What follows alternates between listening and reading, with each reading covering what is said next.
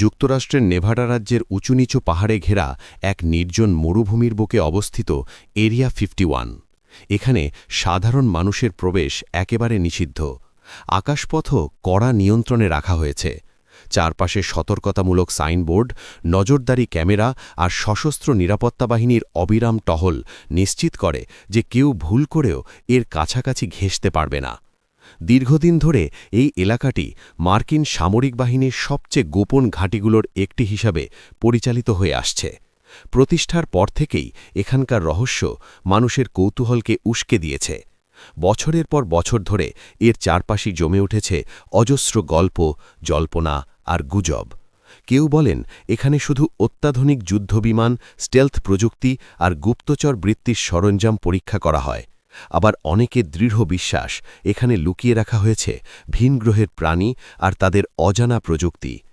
মার্কিন সরকারের কঠোর গোপনীয়তা, স্থানীয়দের ইউএফও দেখার দাবি আর জনপ্রিয় সংস্কৃতির এলিয়েন গল্পগুলো মিলে এরিয়া 51 হয়ে উঠেছে আধুনিক যুগের সবচেয়ে বেশি আলোচিত ও কৌতূহল জাগানো রহস্যময় স্থান। বিশ্বজুড়ে গোপন রহস্যের প্রতীক হয়ে ওঠা এরিয়া 51-এ আসলে কি আছে সেই প্রশ্নের উত্তর খুঁজতে চলেছে আজকের পর্ব। যদি আপনি আমাদের চ্যানেলে নতুন হয়ে থাকেন তাহলে সাবস্ক্রাইব করে বেল আইকনে ক্লিক করুন। এরিয়া 51 আসলে যুক্তরাষ্ট্রের বিমান বাহিনীর অধীনে পরিচালিত একটি অত্যন্ত গোপন পরীক্ষা ও উন্নয়ন কেন্দ্র। এটি নেভাডার গ্রুম লেকের কাছাকাছি মরুভূমি অঞ্চলে অবস্থিত। ১৯৫৫ সালে উচ্চ উড্ডয়ন সক্ষম স্পাই প্লেন U-2 এর পরীক্ষা চালানোর জন্য এই জায়গাটি তৈরি করা হয়। সেটা ছিল স্নায়ুযুদ্ধের উত্তেজনাপূর্ণ সময়। মার্কিন সরকার তখন সোভিয়েত ইউনিয়নের ওপর নজরদারি চালাতে অত্যাধুনিক গোপন গোয়েন্দা বিমান তৈরিতে ব্যস্ত ছিল।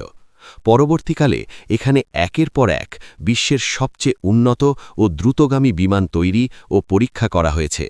A-12, SR-71 ব্ল্যাকবার্ড এবং সামরিক ইতিহাসের প্রথম স্টেলথ প্রযুক্তি নির্ভর যুদ্ধবিমান F-117 নাইটহকের মতো বিমানগুলো এখানেই নির্মিত হয়েছে।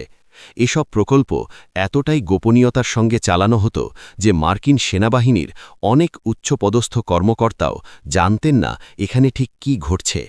এই গোপনীয়তা শুধু উন্নত প্রযুক্তি রক্ষার জন্যই নয়, সম্ভাব্য প্রতিদ্বন্দ্বী দেশগুলোর কাছ থেকে কোনো তথ্য ফাঁস হওয়া ঠেকানোর জন্যেও ছিল অপরিহার্য। ফলে শুরু থেকেই এরিয়া 51 ছিল এক রহস্যময় জায়গা যেখানে আধুনিক যুদ্ধ প্রযুক্তির ভবিষ্যৎ গড়ে উঠছিল। এরিয়া 51 নামটির উৎপত্তি আসলে যুক্তরাষ্ট্রের নেভাডা টেস্ট সাইট নামের বিশাল সামরিক পরীক্ষামূলক অঞ্চলের মানচিত্র থেকে। ১৯৫০-এর দশকে নেভাডার এই বিস্তীর্ণ এলাকাকে পারমাণবিক অস্ত্র পরীক্ষা ও অন্যান্য সামরিক কাজের জন্য কয়েক ডজন ভাগে ভাগ করা হয়। প্রত্যেকটি ভাগকে এরিয়া নাম দিয়ে একটি সংখ্যা দিয়ে চিহ্নিত করা হয়, যেমন এরিয়া 1, এরিয়া 2, এরিয়া 3। যে অংশে বর্তমান গোপন বিমান পরীক্ষা কেন্দ্রটি স্থাপিত হয়েছে সেই অংশটিকে মানচিত্রে এরিয়া 50 হিসেবে চিহ্নিত করা হয়। এই নামটি কোনো রহস্যময় বা কাব্যিক অর্থ বহন করে না। এটি ছিল সম্পূর্ণ প্রশাসনিক ও মানচিত্র ভিত্তিক একটি সাংকেতিক নাম। পরবর্তীকালে যখন এখানে গোপন সামরিক প্রযুক্তি ও বিমান উন্নয়ন শুরু হয়, তখনও সেই পুরনো নাম এরিয়া 51 অপরিবর্তিত থেকে যায়। কিন্তু জনসাধারণের কাছে এই নামটি ধীরে ধীরে শুধু ভৌগোলিক চিহ্ন নয়, বরং রহস্য, গোপনীয়তা ও ভিন গ্রহবাসী সংক্রান্ত নানা গুজবের প্রতীকে পরিণত হয়। আজকের দিনে এরিয়া 51 বললেই সাধারণ মানুষের মনে প্রথমে ভেসে ওঠে গোপন সামরিক প্রকল্প আর এলিয়েন তত্ত্ব। এই নামটি জনসাধারণের আলোচনায় আসে ১৯৮৯ সালে। তখন রবার্ট লাজার নামে এক ব্যক্তি লাস ভেগাসের এক টেলিভিশন সাক্ষাৎকারে দাবি করেন যে তিনি নেভাডার এক অত্যন্ত গোপন স্থাপনায় ভিন গ্রহের মহাকাশযান ও প্রযুক্তি নিয়ে কাজ করেছেন। তার ভাষায় সেখানকার গবেষণার মূল লক্ষ্য ছিল এলিয়েন প্রযুক্তি উন্মোচন ও পুনর্নির্মাণ করা। এই বক্তব্য দ্রুত গণমাধ্যম ও সাধারণ মানুষের মধ্যে তুমুল আলোচনার জন্ম দেয়। যদিও পরে তার পেশাগত ও শিক্ষাগত পটভূমি নিয়ে নানা প্রশ্ন ওঠে এবং অনেকে তার দাবি নিয়ে সন্দেহ প্রকাশ করেন, তবুও সেই ঘটনাই প্রথমবারের মতো এরিয়া 51কে আন্তর্জাতিক পর্যায়ে আলোচনায় নিয়ে আসে। তার আগে সরকারি নথিতে এই এলাকাটি শুধু একটি পরীক্ষামূলক মামরিক অঞ্চলের সাংকেতিক নম্বর হিসেবেই উল্লেখ থাকত। জনসাধারণের তেমন কোনো ধারণাই ছিল না।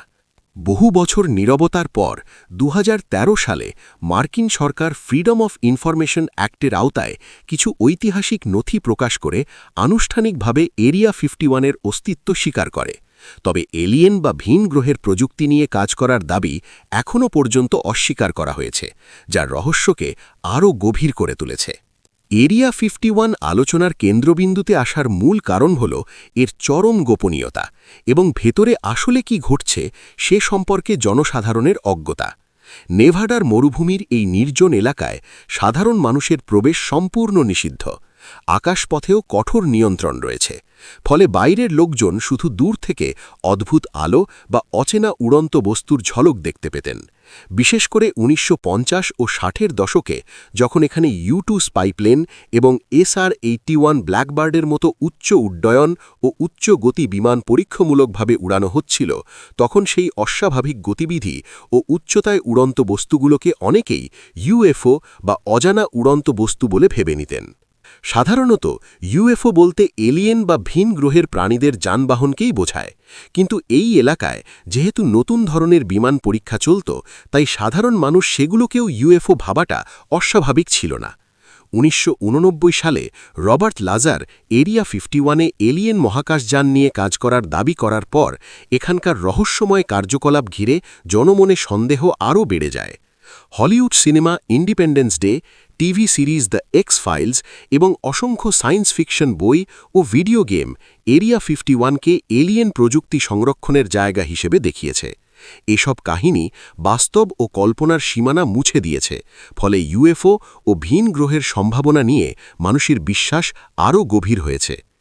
এরিয়া 51-এ এলিয়েন বা ভিন গ্রহবাসীর অস্তিত্ব সমর্থন করার মতো কোনো প্রমাণ এখনও প্রকাশিত হয়নি। UFO সংক্রান্ত ঘটনাগুলোর অনেক ব্যাখ্যাই দেওয়া হয়েছে পরীক্ষাধীন বিমান বা গোপন ফ্লাইট কার্যক্রমের মাধ্যমে। তবুও এলিয়েন তত্ত্বগুলো জনমনে এখনও টিকে আছে, কারণ গোপনীয়তার আবরণ মানুষের কল্পনাকে সবসময় উস্কে দেয়। 1947 সালে নিউ মেক্সিকোর রসওয়েল শহরের কাছে একটি অচেনা বস্তু পতনের ঘটনা ঘটে।